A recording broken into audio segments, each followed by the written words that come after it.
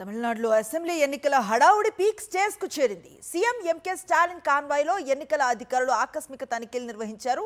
తిరువరూర్కు ప్రచారానికి వెళుతూ ఉండగా తంజావూరు జిల్లాలో సలియమంగళం వద్ద స్టాలిన్ వాహనాన్ని ఆపింది ఎలక్షన్ ఫ్లయింగ్ స్క్వాడ్. వెహికల్లో సోదాలను నిర్వహించింది.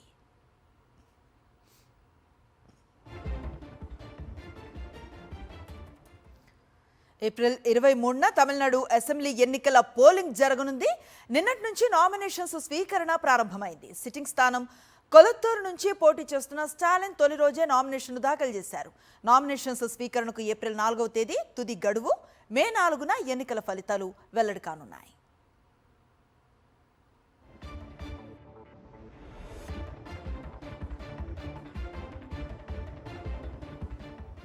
తమిళనాడులో అసెంబ్లీ ఎన్నికల హడావుడి పీక్ స్టేజ్కి చేరింది.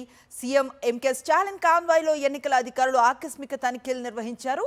తిరువరూర్కు ప్రచారానికి వెళుతూ ఉండగా తంజావూరు జిల్లాలో సలియమంగళం వద్ద స్టాలిన్ వాహనాన్ని ఆపింది ఎలక్షన్ ఫ్లయింగ్ స్క్వాడ్.